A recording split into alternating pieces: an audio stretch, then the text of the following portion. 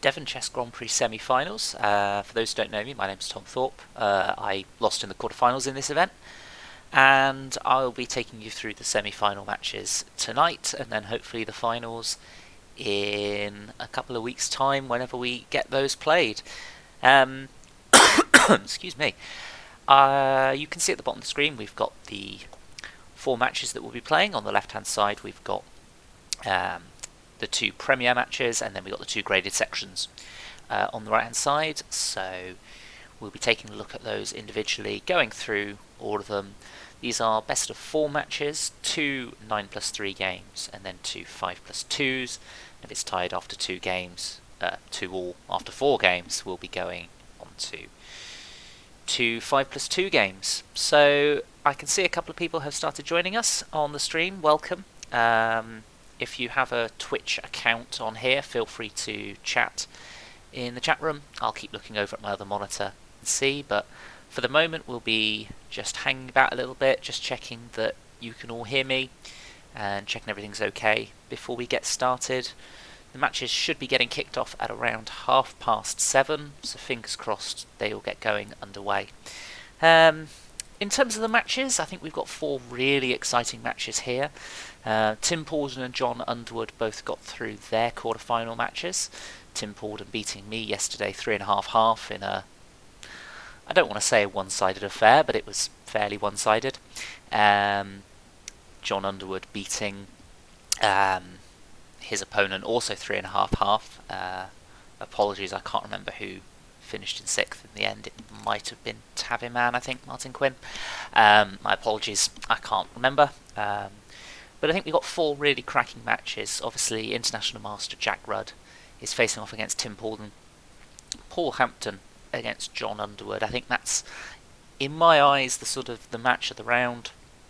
2 really close competitors. I think that one could stretch all the way to the final game. So I'm looking forward to that one. Nicky Bacon, Steve Paulding. Again, tough to call on that one. I think Nicky's got an advantage in Blitz. Steve maybe the advantage in the 9+3 portion. So I really don't know which way that's going to go either. And then David Holmes against Charlie Keane. Again, both very good players. Difficult to call that one. I think I'd give David the advantage there, just based on how they played throughout the season. But we will see. So we're just going to hang about. We've got another 12 minutes before we get started. Let me know if you're here in the chat. Hopefully we will be able to have some conversation going in there. Just going to open up on my other screen some helper things, and also so I can see what the extra football score is, as that's just gone to extra time. So I hope you guys are happy that I'm being distracted from the football to watch some chess, but I'm looking forward to it. It should be some exciting matches. As I say, hopefully we'll be getting underway at past. These are best of 4s, and yeah, so if you've got any questions, feel free to drop them into the chat. I'm just going to try and get a little bit more information on the screen so that when you do join, we'll be able to get started. Nice to see 4 people already in, ahead of the curve.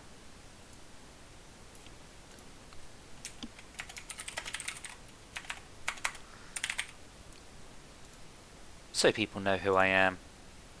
Maybe not that small.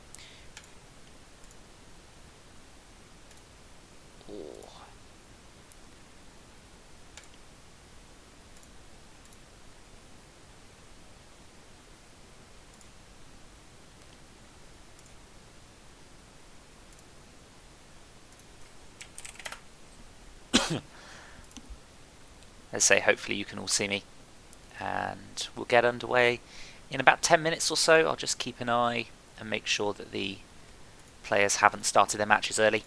We're hoping for the final to get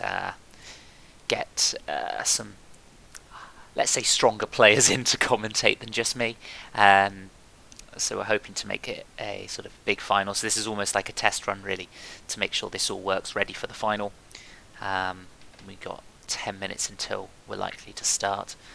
We're going to be starting with the 9+3 games, so slightly longer games. We're going to have 2 of those games each, one of each colour. And then we'll be having the 5+2 games, the Friday Night Blitz time control, going into the final 2 games.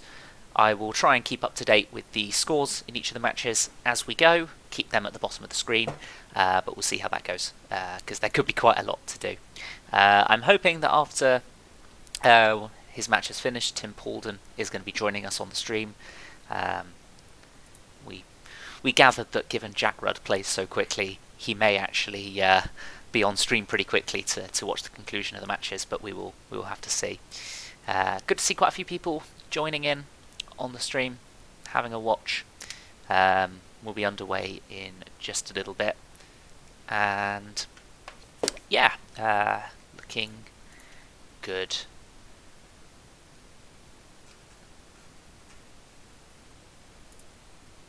I may be a little bit distracted at the start of this stream with the Exeter football, so I apologise for that. But that's just the things we have to deal with. Let me add onto the stream right now just some text which explains what we'll be doing. Just in the top left here, that we'll be playing some 9+3 and then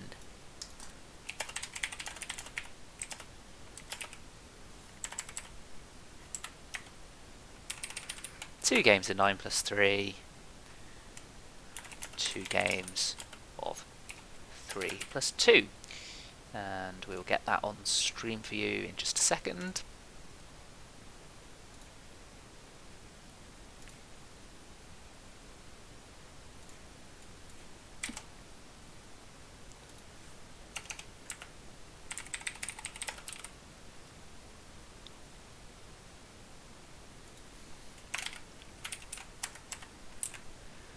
See, these are the sort of things that really could have been set up in advance that I didn't. So we're going to have 2 games of 9+3, then follow them with 2 games of not 3+2, 5+2. 3+2's a bit quick. And then get that set up. Splendid. Right. Just keep an eye. So we should have access to all 4 of the matches. We'll be flipping between all of them. I'll try and stay on one game for a bit longer in each of the rounds, just so we can see all the players, but I will be going around all 4 of the matches, as all 4 of them have done well to get through to this. Remember, the Grand Prix was over several weeks, and then it was the top 6 players that got through to the Premier, and then I think it was under 160 in the end that determined the graded section. So we had 6 players make it through to the Premier. The 4 players you see on the left, myself and Tabbyman, Martin Quinn, and Tim Paulding and John Underwood got through those quarter-final matches over the weekend, which leaves just the 4 now remaining. The graded section was, of course, the 4 players you see in the bottom right of your screen. So we're looking forward to this match, these matches. I think we'll be starting on Jack Rudd versus Tim Paulding, just because Jack Rudd plays so quickly we might get that game done. I'll then flick over to the graded section, take a look at how those games are going on, then probably flick back to Paul Hampton, John Underwood, and just see how everything's going on from there. But for now, sit back, relax. We've got about 5 minutes until the start of the matches, I'm hoping. I can see a few of the players are starting to join now into the live chess on chess.com. Just a reminder, if any of the players are watching this little preview introduction thing, please do close down the stream when you're playing, because although I won't have much valuable content to share, it may be something you've not seen. So please close it down. Feel free to join after your match is over, and we'll go from there. And as I say, hopefully we'll be having some special guests for the final, and I'm hoping to get Tim Paulding on the stream as well once his match is finished, although it may be the last match to finish, we don't know. But it'd be nice to have someone helping out, because it's going to be a lot of work doing 4 games at once. So bear with me. This is also the first time I've done this in quite a long time, so I'm going to be a bit rusty. I've got a second monitor over here that I'm using just to check everything's okay with the stream and check if anyone's chatting in the chat box on the right hand side of Twitch. So just keep checking over here to make sure I'm not missing anything. But when the matches are going on, we'll be following the action here. Let's get an appropriate... Oh, it doesn't let me do an appropriate opening. I was going to put a Fool's Mate on the board, because that's the sort of opening that I might fall into. Not got long to go for this match, for these matches to start. Just keeping an eye. Oops. So he's not playing. We have got a match that has started, Steve P versus Nicky Bacon, so we will start here. I will keep an eye on this. So Nicky Bacon plays the Scandinavian with this Knight F6, and we've got this fairly standard setup. The Queen on F5 is interesting. Now that the light square bishops have gone, this is going to be a little bit more difficult to attack. Black's now going to castle queenside, play e6, bishop d6, probably try and get something going on the queen side, on the king side rather. Difficult to see how white actually gets his pieces going here. What sort of plan do we want here?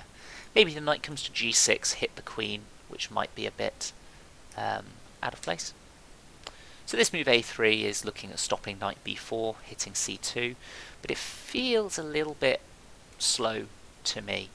Now, when black castles queenside, this knight's going to be, on e2, is going to be doomed to guarding the d4 square. h5 feels a little bit unnecessary this early on, although black would eventually start pushing on the king side. It's probably a little bit premature to be doing that. I think better would have been maybe to castle queenside. Bishop f4 now pretty much forces black to be castling queenside. Black doesn't want to be going something like rook c8 here. The rook isn't nicely placed there, and there's no real tactics with the bishop being defended by the knight on e2. So looking fairly nice for black, I would say, in this position. I have got the evaluation up on the left hand side for you to see, but I haven't got any of the computer lines being suggested, so you're getting my analysis and my analysis only, and I think that's a curse rather than a blessing. So this is the first of 4 games that these guys will be playing. This is the first of the 9+3 games. And I think, well, let's have a think about this in white's position here. What are we doing with this d-pawn? It's currently defended enough, although there may be tactics with knight takes d4, because if knight takes back, then our queen can take on f4. So it's going to be interesting to see what white does. It almost feels like white has to drop the bishop back to e3. This move, queen d3, feels completely wrong, mostly because black can just take this and then take on d4. Pawn is attacked twice by the knight and the rook, defended once by the knight, and that's a pawn up. And also, once you've taken on d3, this pawn, when it recaptures, is going to be isolated. So that's also a weakness that that black's going to be able to try and take advantage of. One final point here is that once you've taken on d4 with the knight, you've got to be a little bit careful of your queenside pawns here. Watch out for something like knight b5 coming in with this bishop and the knight attacking these pawns. So a little bit of calculation needed here, but I think even if the tactics don't work and you happen to not be able to take straight away, you can just go a6 here. Feels like here for white, maybe knight takes d4, rook takes d4, knight b5 isn't actually winning the pawn. I think something better here would have been to take and just play something like a6, because this pawn still cannot be defended unless white plays bishop e3. But if white plays bishop e3, suddenly, white's got these 2 pawns that have to be defended. So I think Nicky missed a trick here. After rook takes d4, white hasn't gone knight b5, but instead white's gone bishop e5, which doesn't feel right at all because now black's won a second pawn, and after knight b5, okay, we can just drop back with the rook to d7 maybe, give up the a7 pawn, but white's going to be playing around this this queen's side here, this queen's structure, but it's looking good for Nicky here in game 1. So the other matches going on, David Holmes and Charlie Keane are not playing their match yet. We're still waiting on them. Paul Hampton, John Underwood waiting on them as well, and Jack Rudd, Tim Paulding also waiting on that. Tim seems to be coming on and offline a lot, so hopefully we'll be able to grab into that match soon. For now, we'll stick with this match. C6 is probably a good move here. It should be noted white can still go knight b5 here to attack the a7 pawn because the rook pins the c pawn to the king, but doesn't seem to be much danger with that. It's only hitting the a7 pawn, and you can probably just go a6. So here, just play a6, knight to a7, king moves. You don't really mind the king, it's reasonably well defended, and then the knight's going to be trapped, stuck behind those pawns. So that feels like quite a nice situation. We have got John Underwood and Paul Hampton starting their match, which is great to see. I will have a look in a moment and see what we get from that. I'm just double checking I have the players in the other match ready. I do have players in all 4 matches on my friends list, so I can keep up to date with every match. Let's flick on to now John Underwood, Paul Hampton. Paul Hampton starting with the white pieces, playing the bird's opening. Very normal for Paul to be doing this, and John Underwood playing a fairly conventional setup here, playing e6 and g6, fairly standard way to play against this structure to try and prevent white from pushing f4 to f5, which is white's typical breakthrough to try and get this bishop out. So this is a fairly standard setup. White, on the other hand, has got fairly easy play, playing knight to c3, the queen to g3 at some point. Sometimes white can also go pawn to c3 as well, knight to d7, d2, and somewhere. I'm not quite sure how Paul plays these positions. I know he's played them quite a lot. So I think this is a position he'll be very comfortable with. Just trying to think what white's best setup here is. I think in this match as well, I think John has the edge in the 9+3 games. Paul has the edge in the 3+2, the 5+2, the Blitz section. So I think it's going to be really interesting to see what happens. This is also a very typical move in these structures. And the reason this is quite nice is because it prevents black from starting to make any pressure on the queen side. You know, it starts to put off black playing a6, b5 or something like that, because you've got this pawn on a4. Also helps if you play your knight to a3 to c4. Sometimes that can happen, or knight d2 to c4 as well. Of course, black is going to be playing d5 to prevent your knight coming here, but then after d5, white has something to hit at here, and would play a typical breakthrough in these positions with e4, just trying to attack the centre, puts a bit more pressure on the f5 square. So I wouldn't be surprised to see Paul play e4 here, or maybe play c3 first and then e4, and make some typical breakthroughs like that. Clearly white's structure is a little bit awkward on the queen's side here. This is going to be difficult to get out, especially this pawn here. So it's going to be interesting to see what happens. Let's flick back now to Steve P versus Nicky Bacon, and we've reached this position. So what's happened in the previous move? So last time we left off, we were looking at knight to b5. Nicky did go a6, and Steve brought the knight back to d4. the knight came to d5, and white sacrificed a knight on c6. That feels adventurous to me. The knight on d5 actually does a wonderful job of defending the dark squares here. King's not in any real trouble, and it feels like black can get away with doing something like f6 and e5 and then just developing this bishop somewhere. f6 and e5 of course has the benefit of getting the bishop away from this square, so here we are, f6.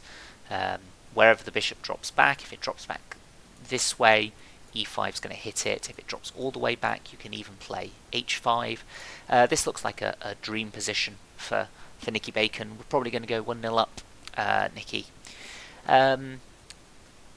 So we're going to head on over to just quickly open up the other matches. I won't take a look at these games in much detail straight away, but we will come to them in a bit. For now, I want to keep an eye on Paul Hampton against John Underwood and Steve against Nicky Bacon. And we'll switch over. And we have a resignation, so we do have a victory for Nicky. Let's see how the game ended. Well, we can't. It's just flicked away, which is quite helpful. I'll keep the opening position on here as this goes, whilst I update the results. So Nicky Bacon has taken a 1-0 lead in his match against Steve Paulding. Remember, this is first to 2.5 points. It's best of 4 games. So just going to quickly, just a couple of things. There we are. So we'll leave them to play this nice Grand Prix attack out. White will probably play a4 here, give the bishop some room, also stop black from playing b5. And now white's going to be looking to play queen e1, queen h4, f5 at some point, bishop out to g5 or h6. And it's a very easy position to play for white. Black can get some good counterplay as well, but a nice position. We're going to leave this match as Nicky takes a 1-0 lead very quickly in this match, and we're going to move on back to Paul against John, which has exploded a little bit. So we left off with pawn to c3, and black has played his bishop to a6, putting pressure on this d3 square, trying to prevent white from playing e4, at least dissuade white. Plays it anyway, queen to d7, and now g4, really looking to push this f4 break, f5 break rather. This feels a little bit artificial to me. Difficult to defend with only 6 minutes on your clock, but these pieces, it doesn't look right to me that whites are able to get away with this sort of attack on the king side when white's pieces aren't really ready for it. Of course, the pawn to g4 is looking to play f5 eventually, but it gives the queen a square to go to on g3 behind the pawn on g4. But this knight on d2 really is struggling to get into the game, which in turn stops the white bishop on c1 from getting into the game. So I think it's going to be a very tricky position if John can play it correctly. Having said that, what John actually does in this position is a little bit tricky. You know, I don't think we need to be worried too much about f5 straight away. I think black can maybe get away with f5, but then suddenly black's king side can become a little bit exposed. Feels like maybe taking on e4 is a mistake, because it allows white to play knight takes, and that will probably help white just to develop. But then Paul may be tempted to actually take back with the d-pawn to try and get f5 in. But then the exchange of bishops on e2, the attack doesn't feel like it's going anywhere. I think that's going to be an interesting game. But we will wait for John to come up with a response as we flick now to Jack Rudd against Tim Paulding, which is, has already had quite a few moves in typical Jack Rudd fashion. So we have a b3 system from Tim Paulding, and he's double fianchettoed at the start, and got some nice developing moves here, nothing particularly fancy. Queen d6 is interesting. The queen looks putting pressure on the e5 square, taking on c6, and now white looking to control some of the dark squares on the queen side. This knight on d2 and d7 covers load of those, and we've got a trade here. Of course, the pawn is hitting the queen here, so there's no tactic along the long diagonal. And we've reached a fairly boring position here. This pawn looks pretty good. This feels something's gone wrong here. Maybe e4 isn't right. Allowing black to play d4 in this position just doesn't seem to give... white's just giving black something to do productively. Especially now with the pawn on e4, this bishop's now a bit hemmed in. Not sure that was the best decision. Now after f4, well, this is an interesting endgame here. This feels very much like a 2-result game, with Jack having the edge. This feels now loose for white, putting pressure on this d pawn. But now black's rook's coming active. Something like a takes b3. And now defending this pawn. This is now very tricky for white. I say tricky, it might just be lost. There's no way to defend this pawn unless you want to go rook e1, but then this d pawn's going to start running. So if you go rook e1, d3, this rook's going to come down onto a2. This looks really quite nasty for Tim here. Black looks to be in a very dominating position, and yeah, not looking pleasant at all. Let's check in with David Holmes and Charlie Keane in their first game in the graded section, and we start with the Nimzovich opening, which, I mean, is fine. I've never been a big fan of it, but I'm not really a fan of anything. And Charlie Keane here seems to have just given up the bishop pair here, fairly unnecessarily. I think in this position, bishop e3 feels a little bit wrong. Allowing e5 may not be right. I don't know the theory, but it feels like you don't want to play bishop e3 here. You want to just get knight f3, and if the pawn pushes on, maybe it's not good. I don't know. Maybe you can play the knight to g5 and reroute it, or very peculiar. Actually, I think you may even be able to just get away with taking here. Allow the queen exchange. The king's going to sit reasonably well on c2. But anyway, bishop e3 was played, and we've got a trade on d4. So black has got the bishop pair here, gives it straight back, but in return cripples the pawn structure on the queen side. So black already has a fairly pleasant position here. Computer giving a massive advantage, which in the position after rook e8, and you can see why, really. The king is now stuck in the center. This queen is completely dominating the queen side. In fact, you're threatening to take on c3, which I think is the important thing. Threatening to take on c3 with the knight pinned. You can't castle because the rook just takes the knight. And on something like queen d4, black's just going to play bishop g4, probably force f3, and then eventually get the rook in.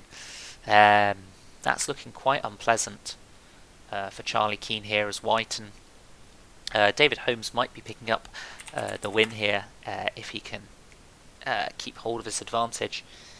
And Exeter City have scored, which is obviously the most important thing going on at the moment. I'm trying to keep an eye on that as we carry on. So we have got Nicky Bacon 1-0 up in his match, and 3 other games going to the wire in the first.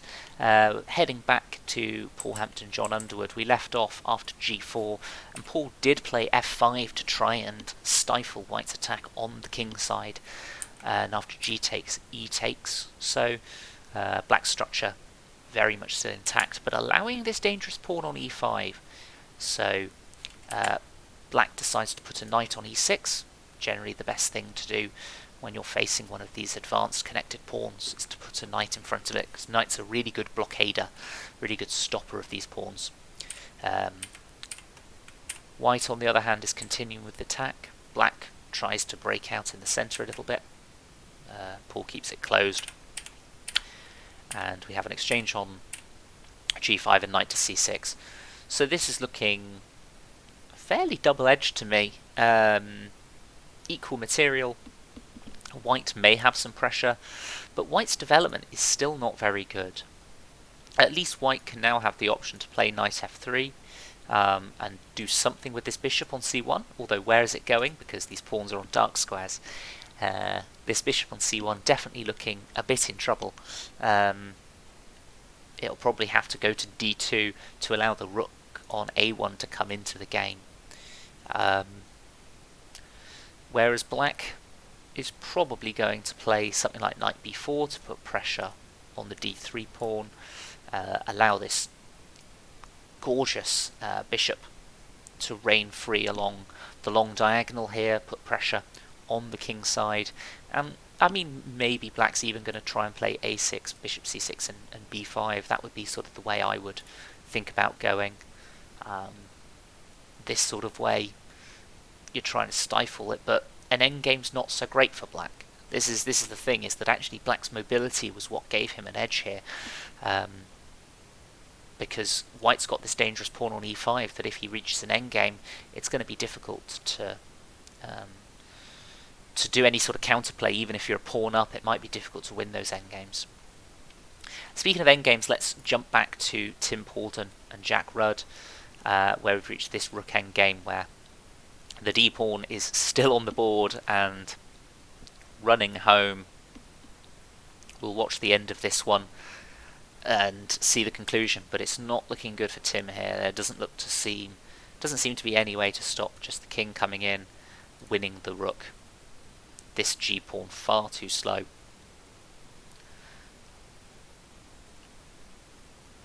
Black's plan here, play king e2, move the rook away, promote, or even just win the g-pawn first, which is clearly a better way. I was going to suggest promoting, then sacrificing the rook for the pawn when it promotes, and in the meantime the black king has gobbled up the b-pawn and the c-pawn will win the game.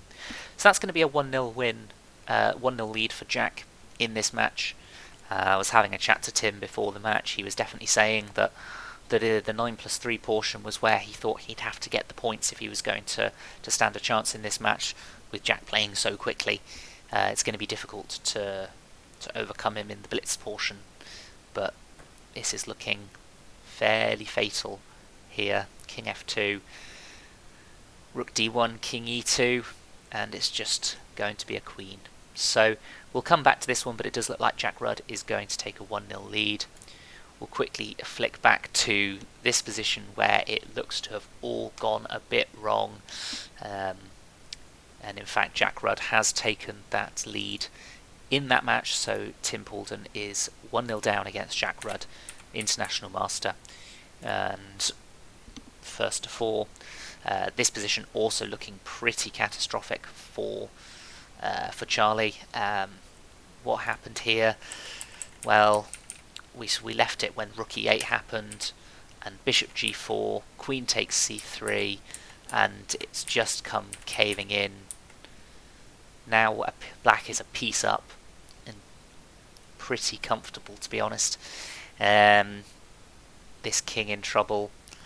That should be a 1-0 lead for David Holmes, Gashead, and we look forward to seeing how that one goes to game 2.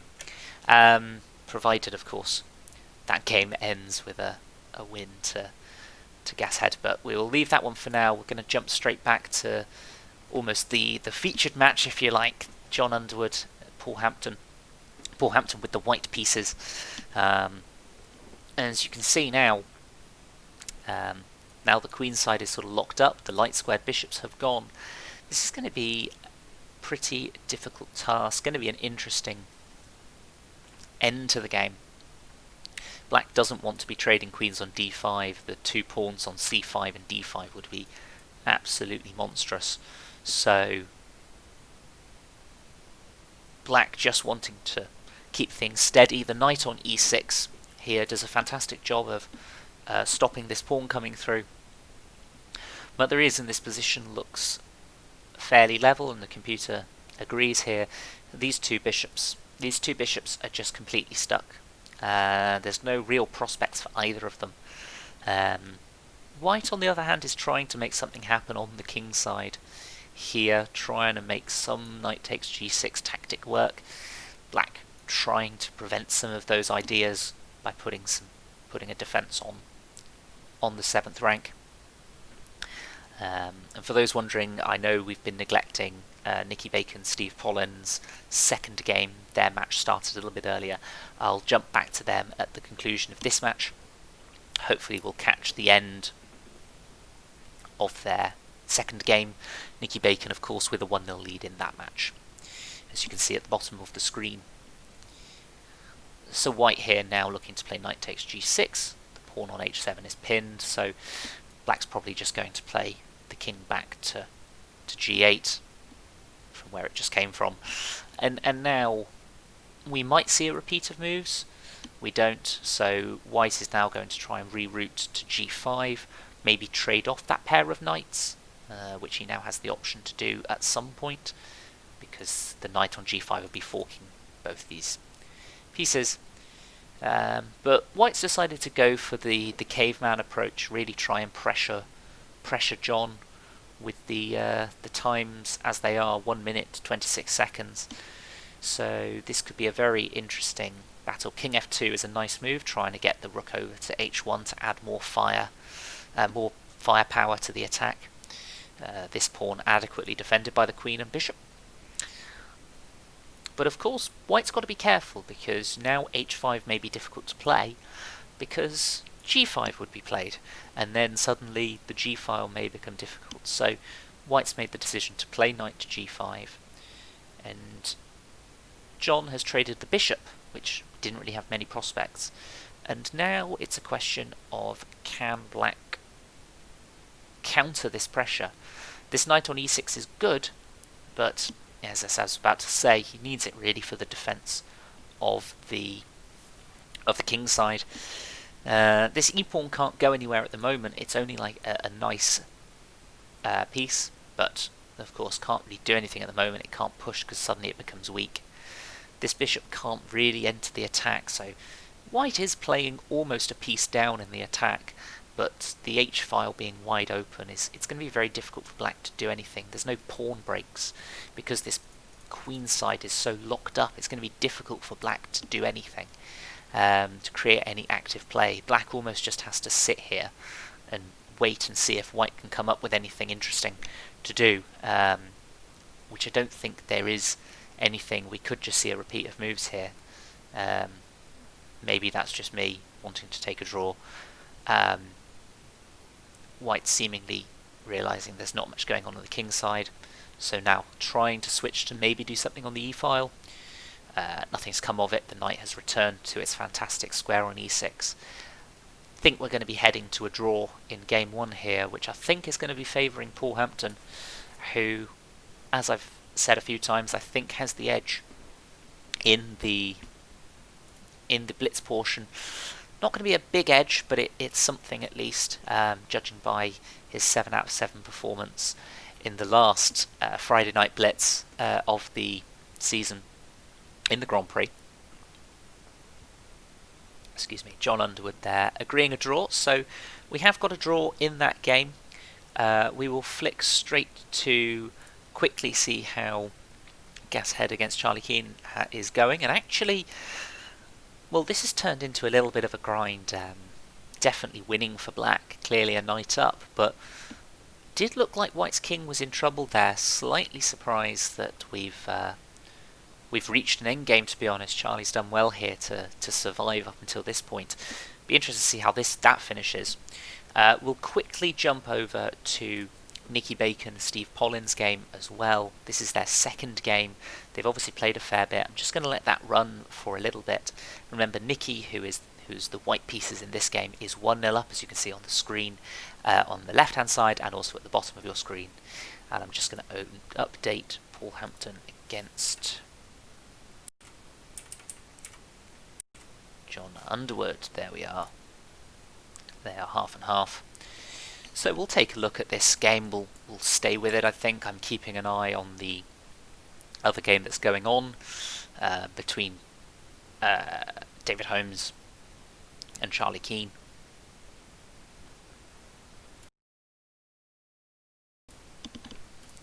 So let's have a look at this position here. So material wise, black is a pawn up against, so Nicky Bacon is white. Sorry, I was reading that the wrong way around. So Nicky is white, but Steve, who is 1-0 behind in this match, has got an extra pawn and the time advantage as well. So we could be looking at 2 black wins here. This bishop as well is quite nice as well. This bishop's going to sit well.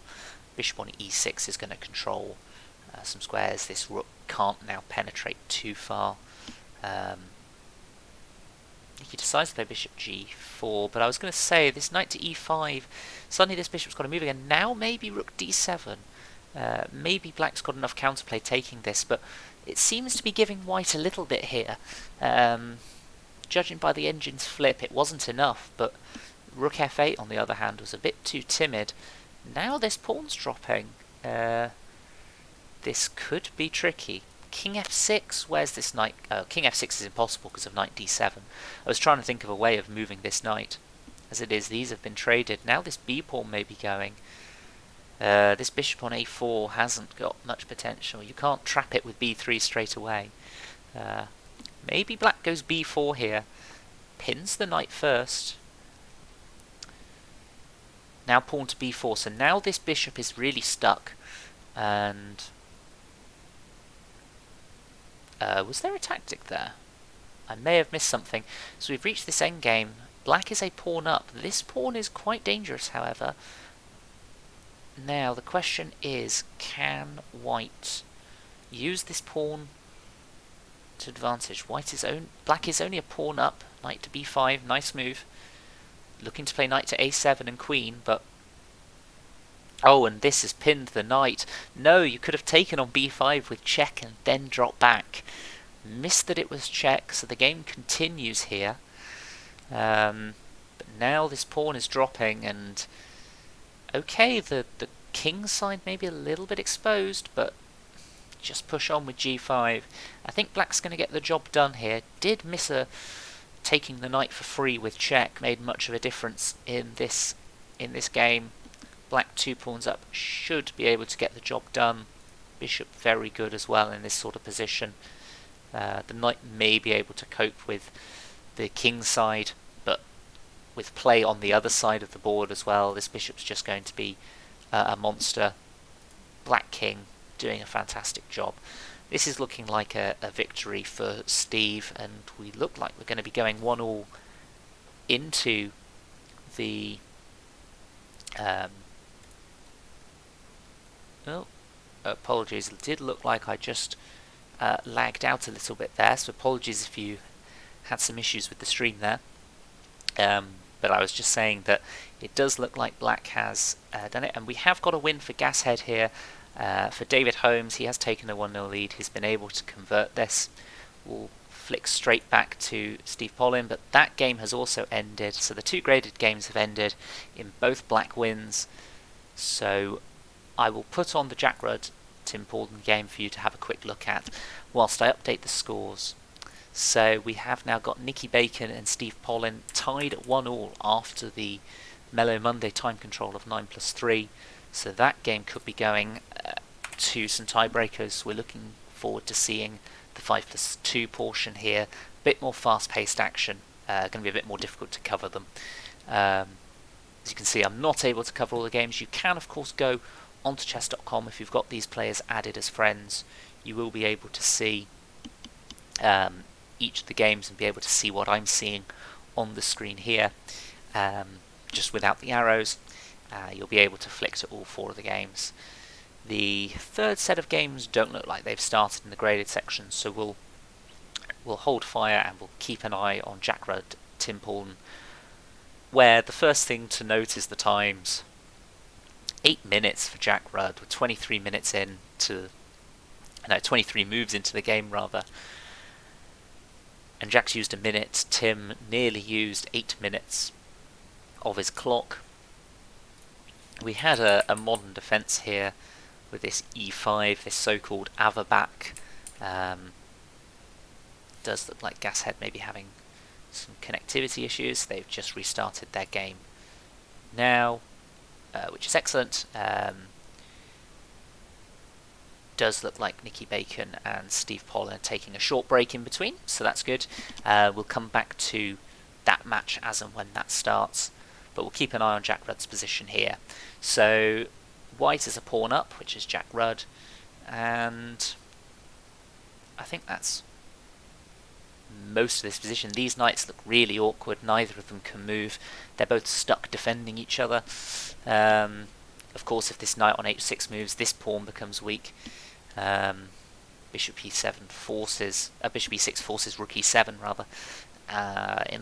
You may be able to go rook d3 here, which is probably what Tim is thinking about here. Playing rook d3, attacking this knight. You do drop this knight. Does play rook e7. Now trades, and it's going to be 2 pawns up now. If you play knight takes f7, you're going to play rook takes h7, and the knight's under attack, so you probably have to take with the rook, trade a pair of rooks off here, lose the h-pawn, play rook d7 to get out the pin. But this is going to be a very, very tricky hold, and Tim could be going 2-0 down here, which could be very tricky to come back from in a blitz portion against an international master, especially Jack, who plays so quickly. Don't count Tim out of this. He has, throughout the Grand Prix, had several games where he's been ahead against Jack, but it's not quite worked out. Is looking like, though, Jack is going to be taking a 2-0 lead in this match, and a big favourite to take it. A little bit tricky as to how white proceeds here. Maybe white goes something like g4, h5. White's obviously got to be thinking about, is this knight d3 check taking on c5 a problem? Probably not.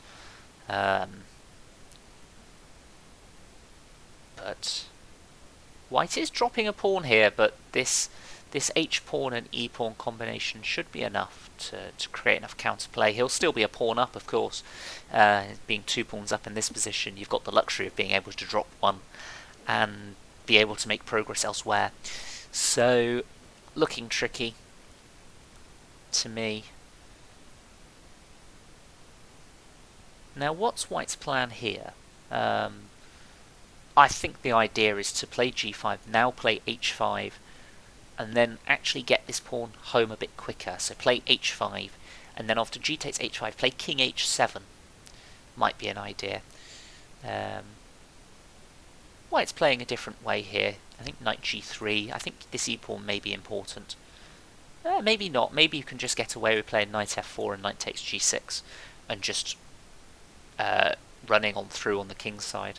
But a little bit of calculations needed to make sure that these queenside pawns don't come through. They should be slow, though. Let's check here. King h7, g6, and the king's got to run away. Can't go to f8. It would be check. And this is looking pretty bleak, I'm afraid, for Tim.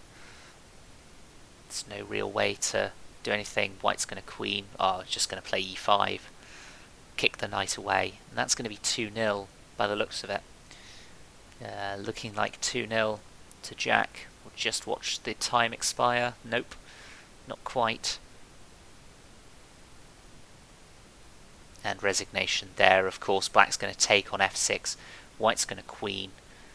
The pawn's going to go to h2, but the knight's just going to sit on g3 and defend the h1 square, the queening square, and that's going to be a 2-0 lead for Jack Rudd. Going to be very difficult to come back from for Tim, but we will see if he can do it. definitely had some good results, or good positions rather, against Jack during the season, but wasn't able to convert many of them. But we will see how he does in the Blitz portion of the match. We'll jump to John Underwood against Paul Hampton, and we'll also have a look at David Holmes against Charlie Keane. This Paul Hampton-John Underwood match finally poised at half each. We can also now open up the match between Steve and Nicky, which is also finally poised at 1-1 in their Blitz portion. So it does look like Jack and Tim are taking a short break, so we'll jump into... I meant to jump back to John and Paul's game. We'll have a look at David and Charlie's match in a moment, but for now let's take a look at this position.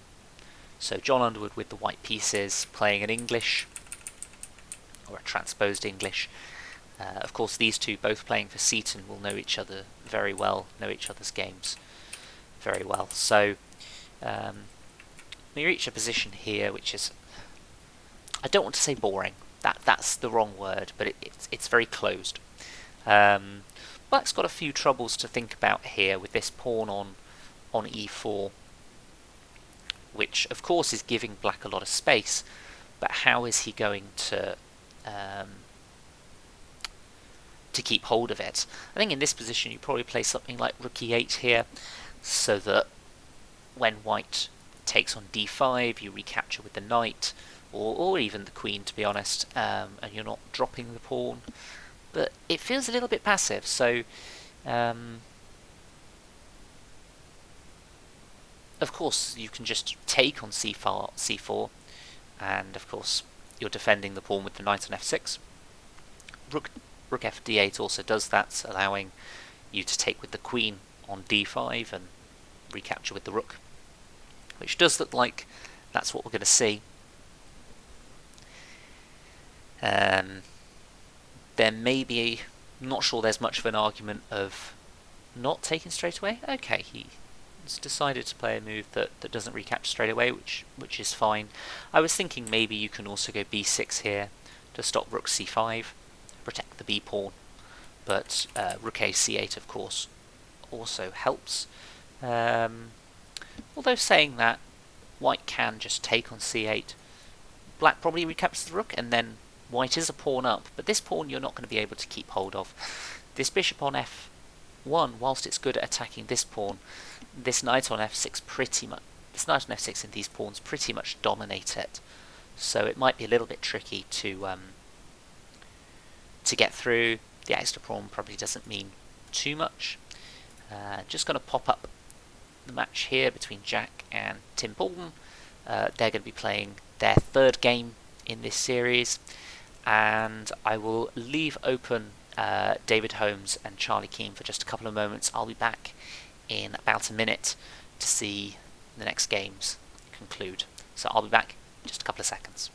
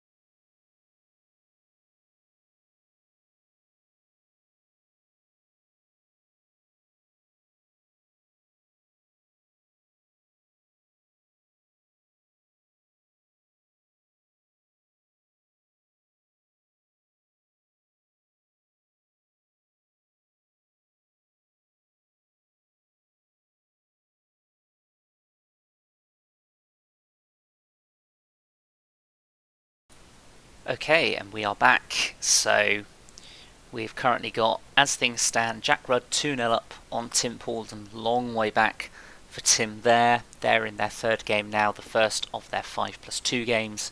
Paul Hampton and John Underwood, half each after the first game, will be jumping back to their second game in a little bit. Nicky Bacon and Steve Paulding in the graded section, one each, finally poised in that match as well, going into the Blitz games. And David Holmes, Charlie Keane, David Holmes taking a 1-0 lead, and in fact that's the position we see on our screens now.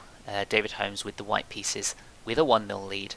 And Nicky Bacon has taken the first Blitz game. We didn't see any of that game. I will be keeping an eye on that second and final Blitz game as that match is coming to a conclusion. Apologies for missing that. It wasn't 12-1, it was 2-1 up. So Nicky Bacon 2-1 up.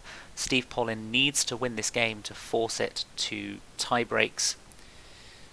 So we will flick back to that Blitz game in just a moment to see the conclusion of that match. But I do want to have a quick look at David Holmes, Charlie Keane. We've not had too much of a look at their match in much detail, so I want to give them some glory as well. So in this position we can see White has got equal material but has got this nice space advantage, and this knight on d4 is absolutely gorgeous. This bishop really struggling with all these pawns on the light squares. This bishop doesn't have much future at the moment. This knight now coming into d6, and that's looking pretty tricky actually to play for black. This bishop's going to sit nicely on d4 as well, almost acting as a pawn, just stopping black from breaking through at any point. You can't really go d4 straight away here. White's covering the key square g2 on the long diagonal should black sacrifice this pawn. This knight's going to sit really nicely on d6. One trap that perhaps White may fall into is actually playing knight d6 and then taking on b7. The knight is going to be so much better than the bishop in this position that you really don't want to be doing that. As tempting as it is to potentially, take off the bishop pair, this is not a position where the bishop pair is looking that good. But as I say, the bishop on d4 is going to sit nicely, stopping any sort of counterplay with f6, because it's just going to sit here and act as a pawn and as a defence on the e5 square. So rook c6, and now the move I don't want to see is knight takes b7.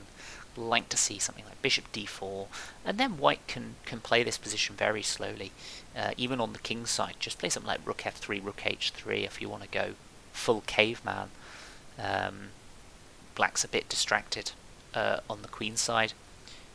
Black will probably try and get some play with a4, a3. Maybe not rook b6 straight away, but rook b8 is going to try and get some play on the queen's side. We'll quickly jump to Paul Hampton, John Underwood before jumping to the final game in Nicky Bacon, Steve Paulding, and we've also got to remember possibly the final match game in Jack Rudd, Tim Paulding, although they will play out the dead rubber. And this position has exploded, and in fact this pawn never got taken, and in fact John is now in a dominating position. Rook c8. In fact, both pairs of rooks came off, and all of a sudden White was a pawn up, and is now 2 pawns up and has this wonderful pawn on d6. I think that's going to be a win for John. We'll come back to this one. Nicky Bacon, Steve Paulding. Remember, Steve has to win this game in order to take it to 2-2 and to Blitz playoffs, which would go 5+2. And it's looking pretty good. White is the exchange down, so black is the exchange up, rather. So Steve has got the extra exchange early on, and also an extra pawn as well. So that's looking pretty nice. Just take on h6 and play rook g7, guard the g6 pawn, and then just you've solidified your position. Play queen e8 here just to guard the g6 square again. There's only so many pieces White can get going here. You can even consider playing, not in this position, but g5. King f7 also does a good job. actually allows you to play something like Queen h8 as well and try and trade the queens off. So that's looking good. I do want to jump as well to Tim Paulding and Jack Rudd, because this match could be over if Jack Rudd gets a draw, and we have a Budapest. The engine analysis not looking very pleasant for Tim, so I'm just going to go through the opening. E4, so black sacrificing the pawn, and then sacking on f2 in a must-win situation. Tim decides normal chess needs to go out the window. Let's sack. This could be a line that I don't know. King sitting pretty healthily on f1.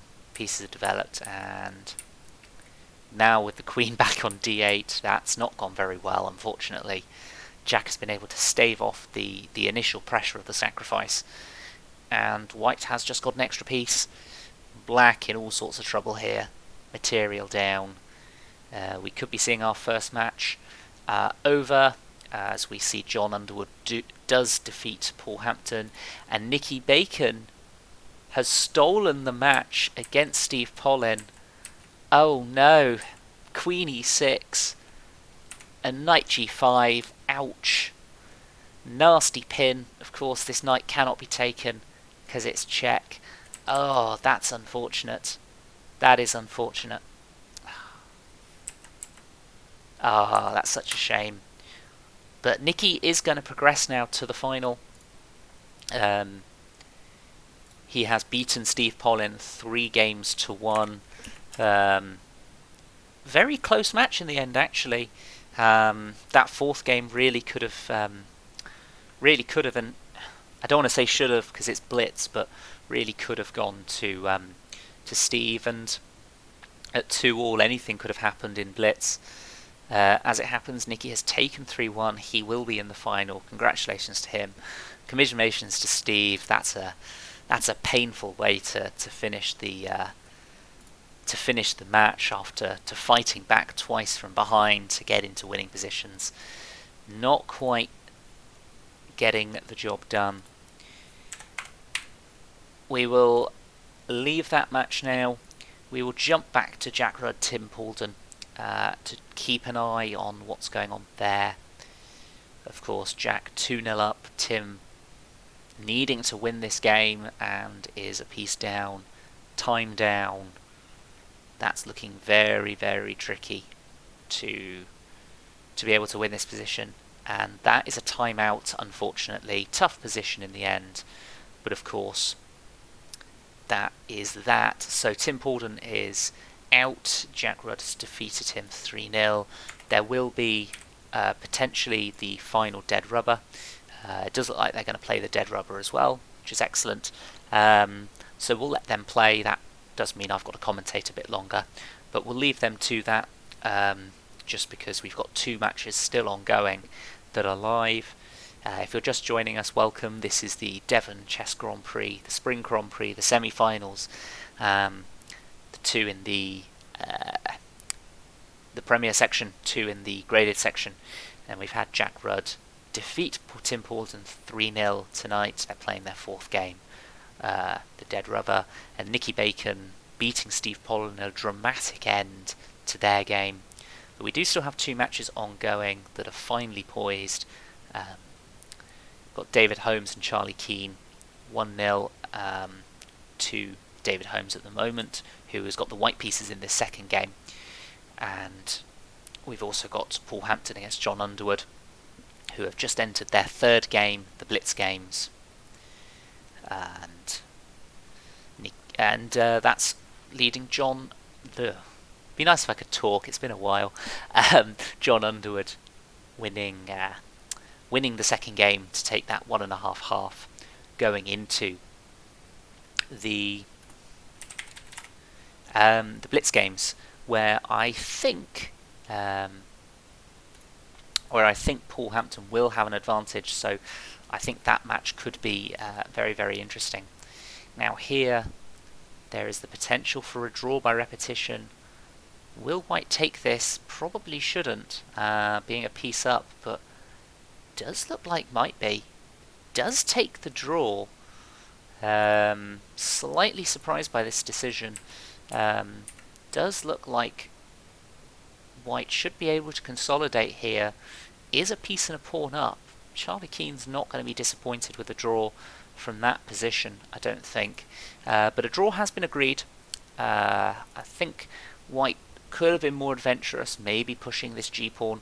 You've got this d2 square defended, so you're not under huge amounts of pressure immediately, and it feels like you should have enough as White to be able to get through to the king, or at least consolidate and win with your extra piece, even just after king g8 taking on f4. Oops, taking on f4 here. But of course the time situation has dictated that. They're going to take a few minutes break, so I will get John Underwood and Paul Hampton on the screen for you whilst I update the results on the screen for you guys. So we have got 1.5 to David Holmes and half to Charlie Keen. So again, that match very finely poised at the moment. But for now, let's take a look in a bit more detail. Paul Hampton against John Underwood, because we've got a little bit of time to do so. Now we're down to 2 matches. Of course, you can watch both of these, all of these matches on chess.com in live chess, or you can stick with the coverage here. Brought to you by me, doing my best to try and flick through as much as we've got. So we've got another birds opening in Paul Hampton versus John Underwood, exactly the same openings they played in their slightly longer play. I was going to say long play game, but 9+3 isn't really long play, is it? In their quick rapid game, let's say. White again playing this idea with Queen E1, but this time playing the knight to C3 rather than A4 and pawn to C3, as in that game. So now this idea is to play the knight to D1, get the knight to F2, and actually try and force through E4 pretty quickly. Also try and get G4 in as well. White puts the queen on H3, and black trying to remain fairly solid. But we've got a very similar structure to the first game now, except White hasn't pushed E4 yet. So let's take a look in a little bit more detail as to what could go on here. Okay, black has also made the decision to go F5, which sometimes is a blessing and a curse, because sometimes this E5 square can become very weak. White's going to try and take advantage of that now, but ultimately, black is stifling White's attack on the king side, which White is obviously trying to play for. This definitely feels a little bit better than the first game, because White has been able to get this bishop out to D2, which allows this rook to come into the game. The flip side to this, of course, is that now losing this g-pawn, White's king side may become exposed later on, but White's got good defense of E5. Oops. Could be kicked at some point with pawn to H5 at the right time, which is obviously quite a weakening move. So it's going to be interesting to see how this one develops.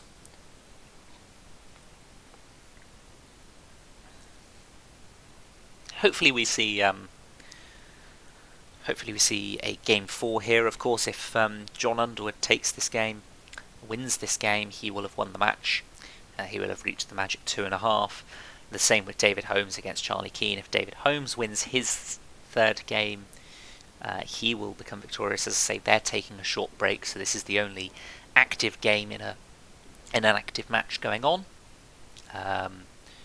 We have, of course, got a game between Jack Rudd and Tim Paulding ongoing, which is a dead rubber in their match. Jack Rudd taken a 3-0 lead. They're playing out their 4th game. Mostly because Tim knows that if he doesn't play out that 4th game, he's got to come on stream and give me a hand with the commentary. So, at least I hope he does. So we will be seeing International Master Jack Rudd in the finals. Who will he be facing? Will it be John Underwood or will it be Paul Hampton? And also Nicky Bacon will be reaching the graded section finals. Will he be facing Steve Paulding or Charlie Keen? We'll be finding out those answers over the next half an hour or so, hopefully. I hope they don't continue playing on and on and on, because, yeah. So this position with John, whilst I stop rambling, this pawn on e5 is sort of a strength and a weakness, really. White's going to push this pawn onto d4 to guard it at some point if he gets the chance, which is probably why John is considering playing d4 in this position. Although this is also an alternative way to try and stop this. This pawn's d4, so the bishop's going to drop back to a6 now, and of course the pawn on d3 is pinned to the bishop on e2. And black's going to try and play queen c7 and take. I'm a bit surprised by this. This allows d4, and well, we'll see what John's idea is here, because I'm not sure exactly. I thought black's plan was going to be to try and gang up on this e5 pawn, but now that d4's been played, you can't really do that. One idea, I suppose, is now the pawn is on a4, you can actually consider playing a move like c4 and then playing a6, b5, something like that. Black going an alternative route, maybe looking to play bishop h6 at some point and put pressure on e3. White doing something similar here, putting pressure on e6. Probably going to bring the rook to f1, trade on here. Could be a very interesting end to the game. Both players below 2 minutes now, and they still get a 2-second increment here, so 2 seconds for every move they make. They will get an extra 2 seconds. White's also got ideas here of potentially pushing a5, although I think black just blocks it up with b5. Don't think black's going to be even considering opening up the queen side now that black's committed the pieces onto the king's side. Here comes bishop h6 idea that I was suggesting, and it feels like, you know, now that you've played pawn to b3, you've solidified the queen side. Maybe a pragmatic decision is just to play rook f1. Jack Rudd has taken the 4th game as well in that match, so Jack Rudd has taken that match 4-0. Tim, unfortunately, completely winning there and blundering his queen, unfortunately, which is a shame for him. So I'll put that on the scores here. It's 4-0, and hopefully we'll be joined by Tim shortly to see us out to the conclusion of the match, if he's willing to do so. We're still waiting for David Holmes and Charlie Keane to restart their match. I think they are still having a little break. Hopefully they get restarted fairly soon.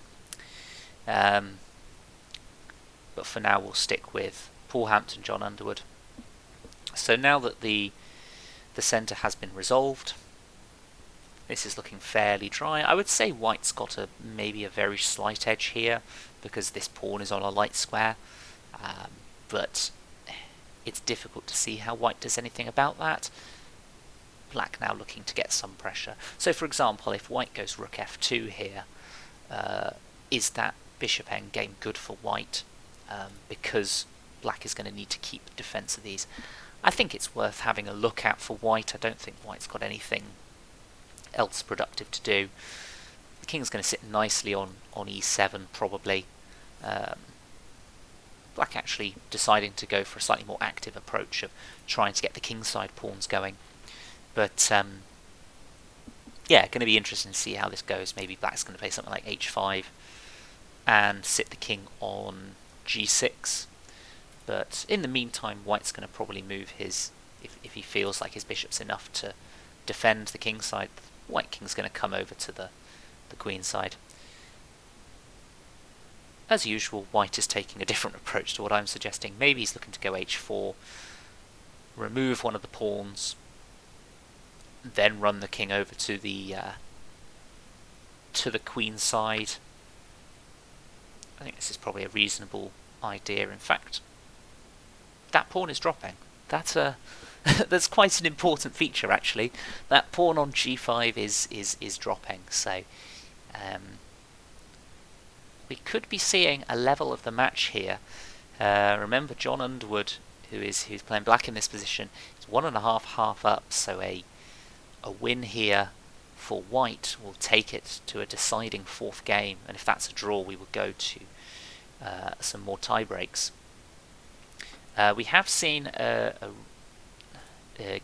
David Holmes and Charlie Keane restart their match. We'll be jumping to them at the conclusion of this game.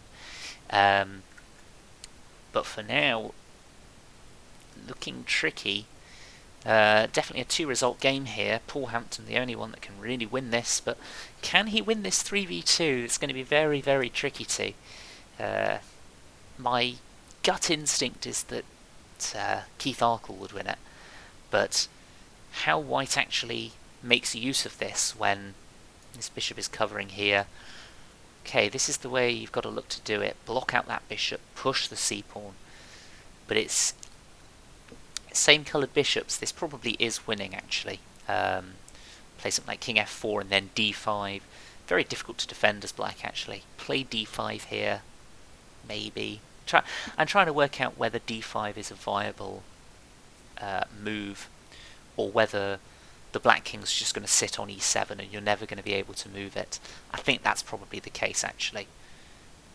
Just thinking, for example, if you take off the e and the d pawn in this position, is that going to be a way to? Is there going to be a way to get through?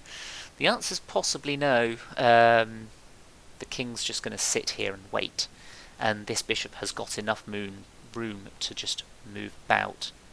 Well, I thought it did. It hasn't. It's stuck on a2 at the moment. It can now go to b3.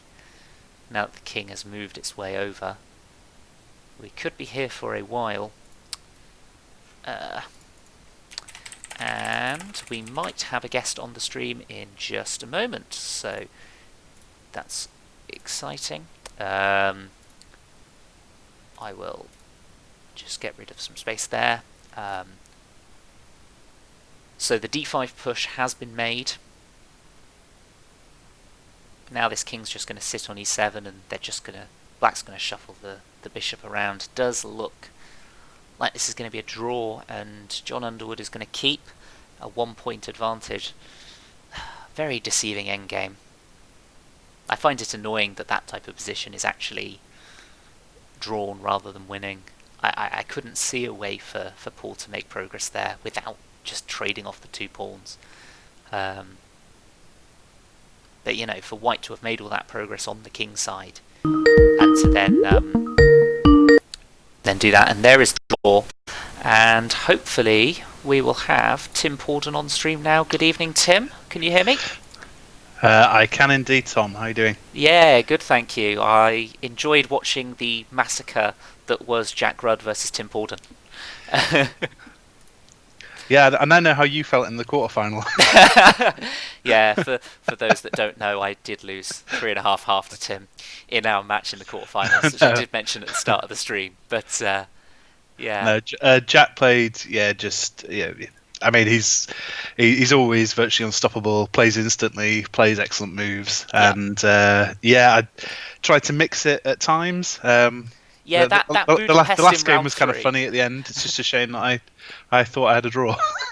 Yeah, that's quite sad actually. I mean, you did also just have a win, but we'll ignore that. But whatever, that's fine. So to catch you up, Nicky Bacon defeated Steve Paulding 3-1. It was 2-1 going into the final game. Steve completely winning, and then Steve blundering his queen, unfortunately, in the final game.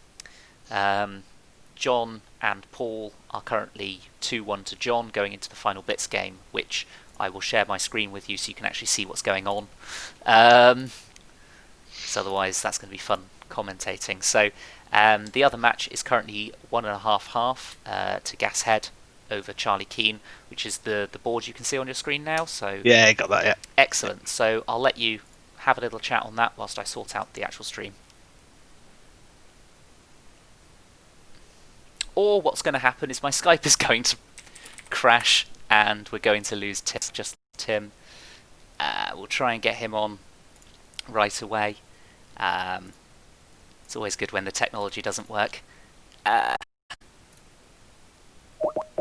Let's try and get Tim back. Right, let's try and get Tim back. Clearly my computer is not as good as I thought it would be to try and cope with everything that's going on. So, okay, this is the match between David Holmes and Charlie Keane. David Holmes with a 1.5-half lead going into these Blitz games. So I'll let you have a little chat and whilst I sort things out. Yeah, so I mean, both players, strong at Blitz. Obviously, it's quite an interesting sort of setup here. Computer saying quite a big edge for Black. I guess I don't like that move. I don't like f6.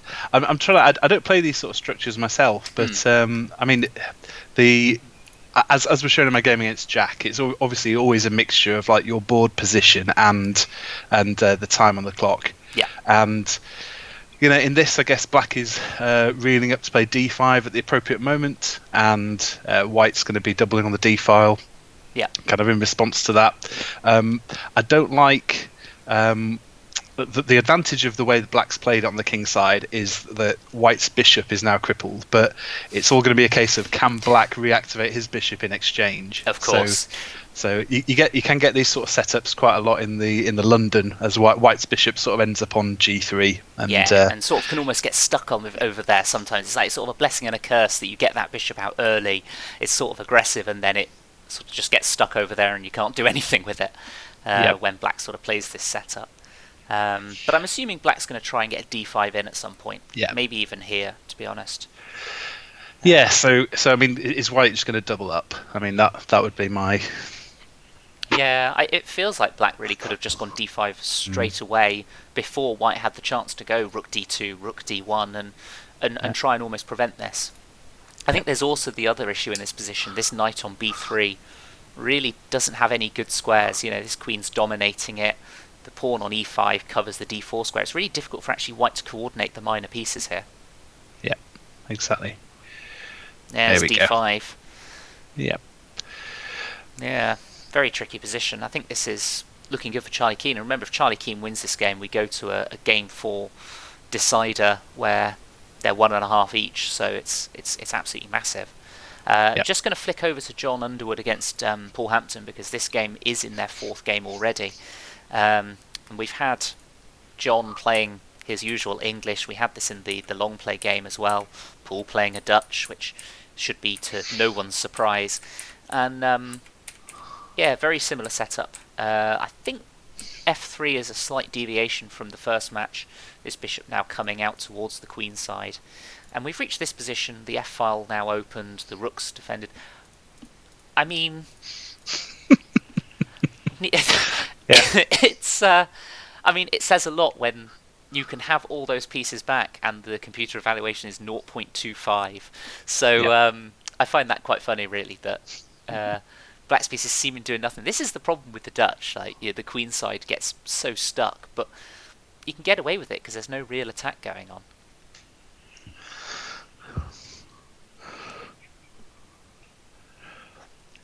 Yeah, I'm just thinking which side I'd prefer. What would you take here if you had to pick a side? I'd probably take White just because I can see the quick potential of going bishop a3, rook f1 here. Just finding a cheap tactic on the king side, which is pretty much the only thing I can do in chess. Nothing particularly adventurous. So when the rook gets to f1, I mean, I'm just trying to think how Black's going to deal with this. Is he going to... Okay, he's going to take first. I think when the rook comes to f1, I think Black would have to play bishop f6 because you can't allow this. Yeah, the knight's got access to c6 now, which is better than... So I think Black has gained from those exchanges, unfortunately. Yeah, but Black's decided to put the knight on d7 to cover the f8 square, but this blocks in this bishop, and maybe Black's looking to play the bishop to a6, but it just feels a little bit awkward. The bishop felt like it wants to go to g4. This is also a way of doing it. Yep.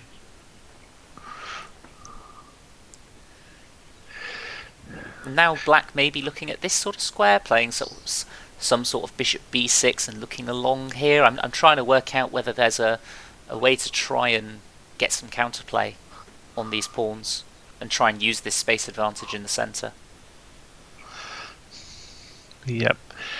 Yeah. It feels like these last few moves haven't been quite right for White somehow. I'm trying to think about where this knight's going ultimately. It feels like the capture on d5. It felt like keeping the tension in the centre, keeping the pawn on c6, stopping black from playing knight to c6, and it just, I don't know. I mean, this is obviously still fine for White. Like, White's not, worse by any means, but it's, well, maybe he is slightly I'm just wondering worse. whether the knight invades at this point. I'm sort of looking what it does.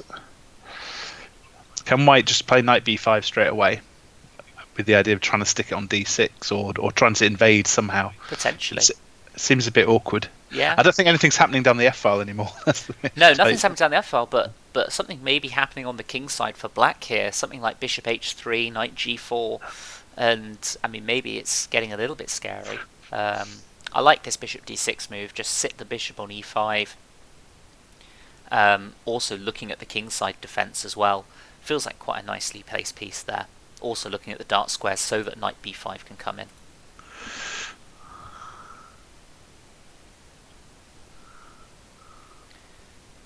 Remember, John only needs a draw here to secure the match win, so...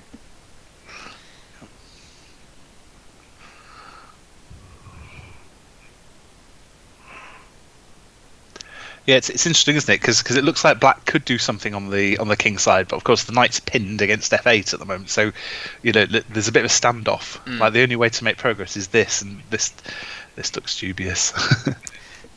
Does it though? I mean, it's yes, after a5, yeah. And now this bishop on d6. This bishop d6 move looks like it's an absolute monster because it's just really restricted black, and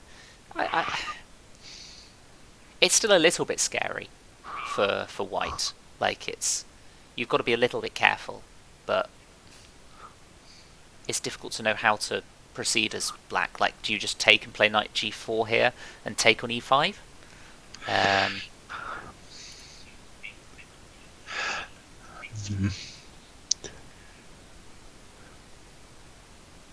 It feels like knight g4 might be quite good here.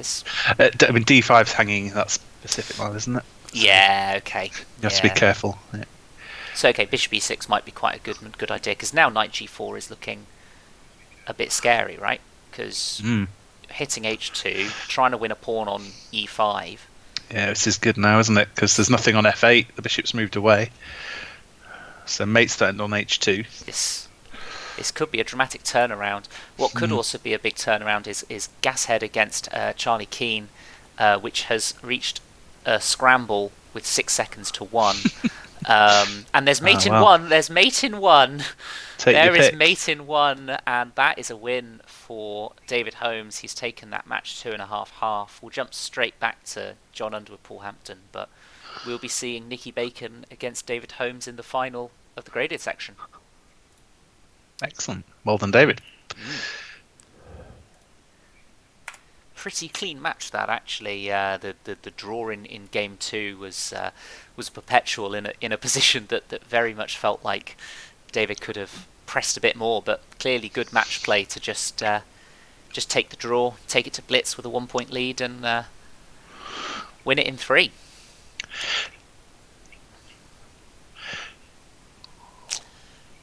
Yeah, this is again a difficult position, isn't it? Trying to, black that's nabbed a pawn in the time we went away. A pawn's disappeared, but still not entirely clear. No, I mean black's got to find a way to win this game. Is the important factor to take it to tie breaks, and you'd give black an edge, obviously, but good luck winning it. In the previous game, which you won't have seen, Paul was a pawn up in a same coloured bishop endgame, but it was a fortress for John. He was able to hold it, so John's got a habit of holding pawn down endgames rather at the moment. That looks interesting. You take on d4 straight away. Take on d4 and play bishop c6, queen c6 rather. Yeah, queen c, followed by queen c6. Just seems to solidify it, and that king and pawn ending's pretty. Yeah. pretty winning. Pretty winning, but then what else can white do? Wow, b6. This could be fun trying to win a... Well, I mean, I'm trying to think which side it's worse for, trying to win a queen ending a pawn up or trying to defend a queen ending a pawn up. I'm not sure what's worse, to be honest. Yeah,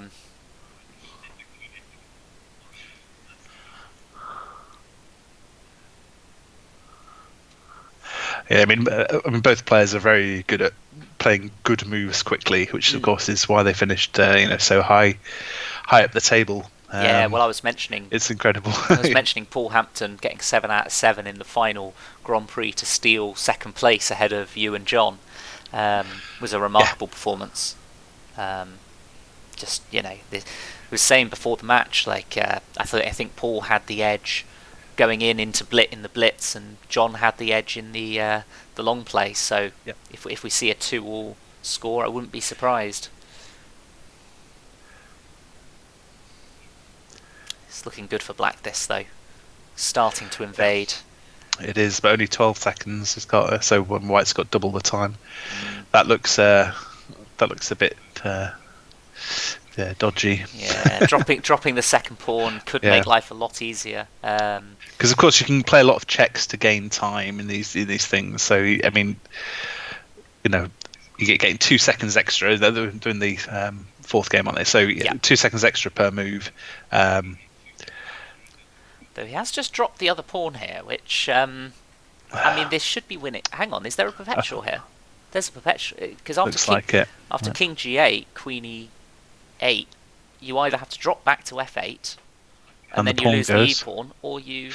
So now you have to go G6, but then Queen E7. Yeah, you're going to hit the same problem. I think if black's got to play for win, he has to give up the E pawn. Yeah, exactly. Yeah, that's the only thing. And then check on F5 and then pick up B5. Yeah, but then it's still going to be a draw, isn't it? If you take B5. Well, there's no perpetual here because this queen covers the F5 square. So you got to check on E4 though still. So yes, but now you can go King H8. You can go King H8 there because you're covering E8 with the queen. Have you got A8 though? I just think there might be a cycle there. Possibly. Draw, like maybe Queen C8 now, and you've got to go to. Yeah. But now he hasn't got E4, so he's only got C2. This could be a really nice combination here. And then King G8, he has to go to A2 or C8. Now you have to try and come out to F7. Yeah. Exactly. Wow. This is. Bear in mind, Paul's only got 5 seconds on the clock as well, so he's. It's been really good for him to actually find a way out of those checks. It may not be enough, but this is obviously the way to try and win it. And yeah, so he's got Queen F6 now, and then maybe hiding the king. And I don't know if this is going to be any different. For example, can you go around and hide on H7? Yeah. Then play 6, then play Queen. Yeah, I don't know. Of course, the queen on F6 defends the B6 pawn. Is obviously closer to the king, so it makes it more likely. But I wouldn't want to be either player in this situation, especially as a must-winner with black. I mean, that's if it was John that needed just a draw as black, then yeah. So I mean, I think that stops the checks, and then white sort of so what? Yeah, how does black make progress here, right? It's fascinating ending actually. King H6 here is quite nice because Queen H8, you then just play Queen H7. There's no checks, so.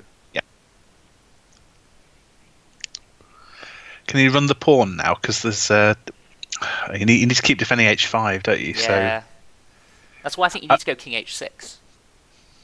Yeah. But then obviously the queen on H7 is not very good, so it's very difficult. I'm not sure I can give much commentary on this other than just letting them play. This is a draw now, isn't it? Because queen like it. Yeah. Now I think the queen can't. This queen on B2 is just too far away. Now you go queen. I was going to say queen E8, but this also seems to do a job. Because now you can't go queen F6. He's gone queen F6, but now you take on B5, and that should be a draw. I mean, we'll probably see this played for about another week. So I hope I hope you're in for the long haul. But just to say that it's got to wait for the mouse slip, right? Well, absolutely. Just to say, David Holmes and Charlie Keane are playing out their match. They're playing their final game. Oh, I've got the score wrong for this match on the screen as well. It's 2-1, but it's looking like it's going to be a 2.5, 1.5 victory for John here.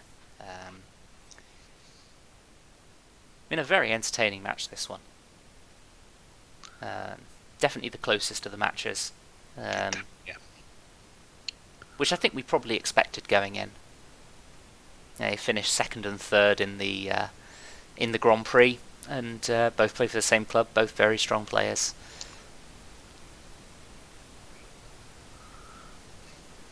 It's not a great advert for chess, this, is it? Just shuffling the pieces back and forth, but you've got to do what you've got to do in these sort of situations. Yep. I think that might be it. Yeah. Just take on g5 and march king h1, king g1. There we go. I think even I could draw this one. Yeah. Go on, give up the pawn. Give up the pawn, go to h1. Bit of triangulation. Triangulation from black to win the g pawn to... there we go. That's going to do it.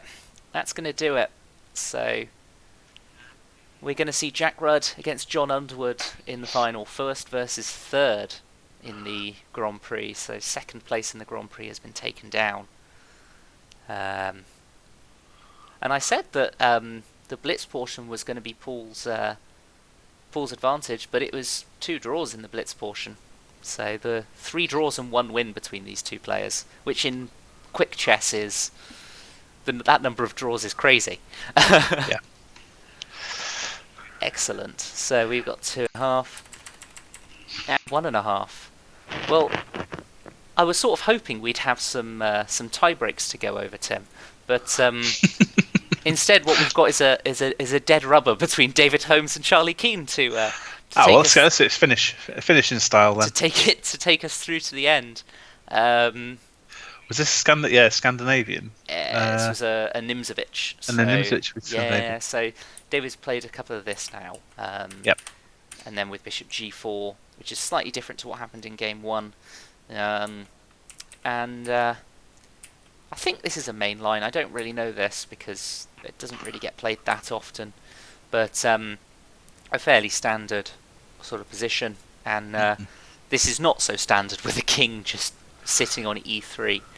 So it's black to move here. The rook's under attack, but black is 2 pawns up, and white's got a king on E3 on an open E file.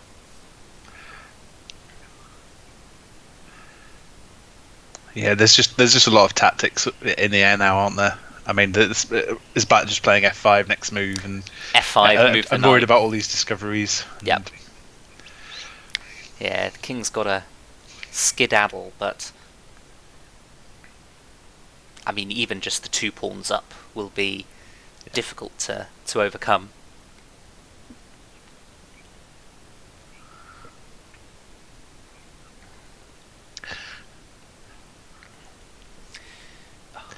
Yeah, both sides sort of getting into the last 90 seconds or so, though, and like we saw in the other game, anything can happen when.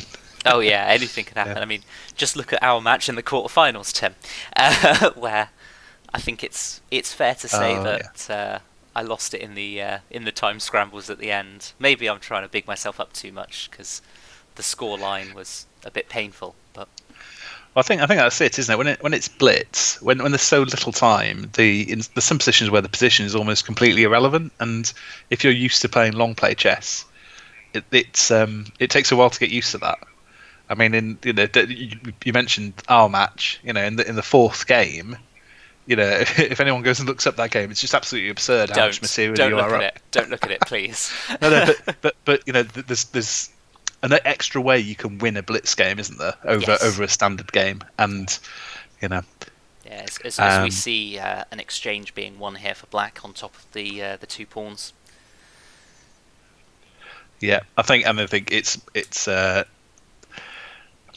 in a sense it's more an exchange because everything's coming off Yes. So it's not as even, not even like white can grovel here because the rook's coming off. And another pawn going. It's looking Yeah. looking ominous, unfortunately, for black. So yeah, it's going to be some exciting finals. I think they're being played at some point next week, I think, is what we're planning. But obviously, details on the DCCA club match. There's the resignation there from Charlie, which ends a 3.5 victory for David Holmes. Well, that's actually a reasonably early night, I think, 5-9. Good, no tie breaks. Nicely done. Thanks to everyone who's been watching. I know we've had over 10 viewers at points, which obviously this has been a bit of a trial run. Hopefully you can join us for when we do the final, where we may have some special guests, even if the special guest happens to just be Tim here. But in all seriousness, thanks very much for joining us, Tim, on the stream. Hopefully we'll speak to you again in the for the final. Hopefully you've been enjoying the stream, and let us know how it goes. It's possible it hasn't come out very well at all, because I've just been here chatting to myself, and it's possible no one's been listening. So that'd be fun if I've just been doing that. Not that I don't do that in my spare time anyway. But thanks very much for watching, and we'll see you at the chessboard in the DCCA in the future. Good night for now.